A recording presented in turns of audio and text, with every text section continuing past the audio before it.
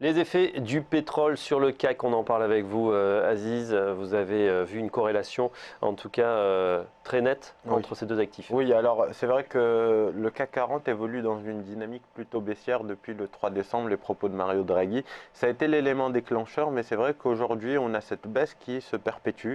On continue de chuter, même si on se stabilise aux alentours des 4600 points. On le disait il y a quelques minutes avec Tarek El Mari, on a deux secteurs qui sont fortement touchés.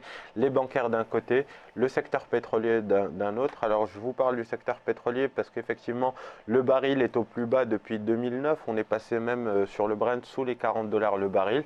Et donc, dans la lignée de ce que je vous disais sur ce plateau il y a quelques semaines, on risquerait d'aller chercher dans un premier temps, peut-être d'ici la fin de l'année, les 38 dollars. Alors, c'est vrai que c'est inquiétant quand on connaît le poids du secteur pétrolier, que ce soit sur le CAC 40, sur le S&P. On pourrait avoir des inquiétudes à se faire, notamment sur la fameuse rupture des 4600 points sur le CAC 40. Alors, inversement, on a un euro-dollar qui s'apprécie depuis quelques jours. On a un euro-dollar qui normalement devrait justement libérer un peu cette pression baissière qui est exercée sur le pétrole, puisqu'effectivement le pétrole étant libellé en dollars, un renforcement du dollar pèserait sur les cours du pétrole. Ce n'est pas le cas aujourd'hui, et donc on voit bien que c'est uniquement dû à une offre toujours abondante. Les pays de l'OPEP vendredi dernier n'ont pas réussi à se mettre d'accord sur des quotas de production. On a opté pour un statu quo, et donc justement avec l'Iran qui en plus devrait désormais inonder le marché Mm. avec sa production, on pourrait se retrouver dans une situation de suroffre. C'est déjà le cas depuis plusieurs années, un an et demi à peu près. On voit bien que malgré la réaction jeudi des stocks pétroliers qui sont ressortis à moins 3,5 millions de barils alors qu'ils étaient attendus à plus 700 000, on n'a pas eu de soulagement sur les marchés. Et donc tout porte à croire que la pression sur le baril du pétrole pourrait continuer d'ici la fin de l'année. Comme donc je vous le disais, on pourrait retrouver un baril aux alentours des 38 dollars. Ouais, ce qui est étonnant également, c'est qu'on a remarqué aussi une corrélation entre le dollar et le niveau des matières premières en général, hein, puisque tout est libellé. Ça veut dire que Exactement. quand le dollar se raffermit, on a un pétrole qui chute et inversement. Là, ça n'a pas été le cas. On a vu le dollar Ouais. qui a chuté Ouais. récemment, mais le baril également. Exactement, bah, c'est ce que je vous disais, mes propos allaient dans ce sens il y a quelques secondes. On a vu un euro-dollar passer quasiment aux Mm. alentours des 1,10 alors qu'on avait marqué un plus bas aux alentours des 1,0540. On voit bien que normalement, logiquement, si l'on en suit les mouvements précédents, les cours du baril devraient normalement profiter Bien sûr. de cette faiblesse du dollar momentanée, bien évidemment, puisque je pense que d'ici le relèvement des taux de la Fed, on pourrait avoir une nouvelle phase haussière sur le dollar et donc baissière sur l'euro-dollar. Mais la réaction n'a pas été celle escomptée. Les cours du pétrole ont continué à dégringoler et justement le fait de pouvoir avoir une petite respiration sur l'euro-dollar, une petite faiblesse momentanée du dollar, n'arrange en rien du tout les affaires du baril qui continue, lui, de son côté, à dégringoler. On est toujours sous les 40 dollars. Vous voyez bien que ce matin, je vous en parlais, que je vous disais qu'on pouvait aller chercher éventuellement des opérations intraday aux alentours des 40-15. Alors on va toujours essayer de Mm. renforcer puisqu'on avait conseillé le pétrole à la vente aux alentours des 45 il y a quelques semaines.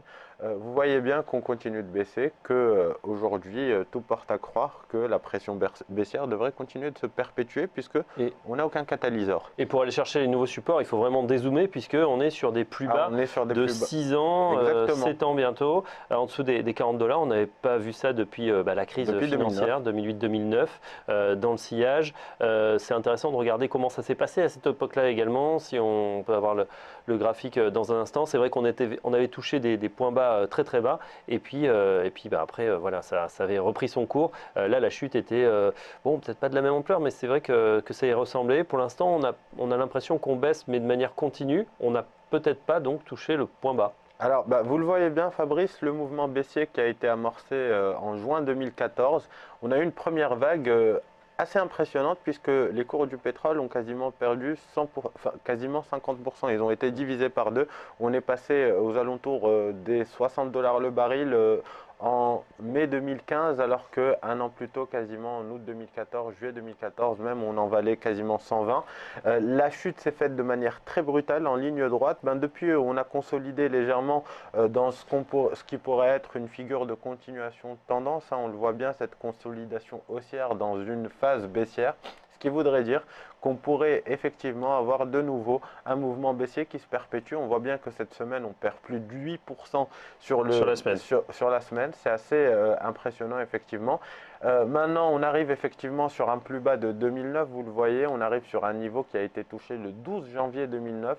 Ça pourrait être un objectif d'ici la fin de l'année, voire pour le début de l'année 2016, aux alentours des 35 $ le baril. Alors cela dit, on pourrait avoir un objectif intermédiaire d'ici la fin de l'année aux 38 $. Je vous avais expliqué les raisons de cette configuration. On la voit bien à l'écran, une configuration en drapeau sur cette dernière jambe baissière, puisque on avait effectué cette première jambe baissière après avoir touché un plus haut en consolidation vers les 68 $. On est revenu chercher un plus bas 46, on consolide dans ce qui pourrait être un canal ascendant. Je vais zoomer un peu sur le graphique pour que vous puissiez le voir correctement à l'écran et vous allez voir que depuis justement on est dans cette configuration où on continue de baisser, où on passe la zone des 40 $ et si on reporte la dernière taille de l'impulsion baissière qui nous fait passer des 68 aux alentours d'un point bas en dessous des 50 $, ça nous donnerait un objectif théorique aux alentours des 38 $ le baril. Et ce qui voudrait dire que potentiellement, au moins pendant les 15 premiers jours, en attendant justement la semaine prochaine et la décision du FOMC, on pourrait avoir un baril de Brent qui continue de peser sur le CAC 40 et on aurait peut-être du souci à se faire sur ce niveau des 4600. Oui, alors peser sur le CAC 40, c'est pas évident parce que quand on regarde une des plus fortes pondérations sur le CAC total, en particulier, c'est pas la valeur qui baisse le plus. C'est vrai qu'elle est en toute petite hausse, hein. Elle préserve la hausse pour l'instant depuis le début de l'année. On est vraiment flat, hein, plus 0,24. Mais c'est pas la valeur la plus touchée, hein, cette major pétrolière. C'est tous les parapétrolières, on les cite, les Valourec, les CGG, les Technip. Morel et Prom, Là, on peut prendre toute la liste effectivement. Déjà, on a toutes ces valeurs qui sont prises d'une volatilité extrême. Effectivement, on voit bien que Technip, CGG, Valourec nous font des plus 5, moins 8, etc. qui réagissent très fortement aux fluctuations sur le cours du pétrole. Alors effectivement, Total est un peu moins touché puisqu'on est sur des niveaux justement qui sont proches de niveaux de support aux alentours des 42 €. On le voit bien à l'écran.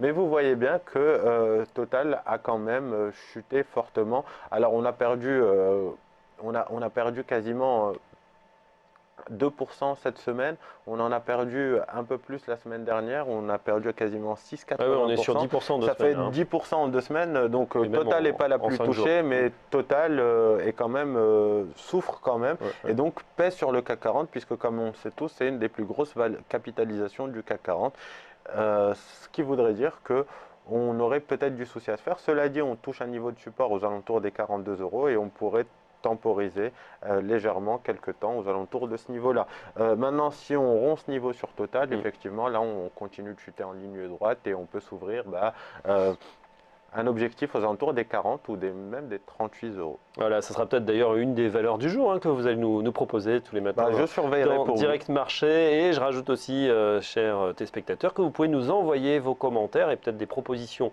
d'analyse sur les valeurs que vous préférez sur le Twitter de T-Finance, sur Facebook ou par email. Merci Aziz. Dans un instant, la suite, on sera en compagnie des équipes de Bourse Direct. A tout de suite.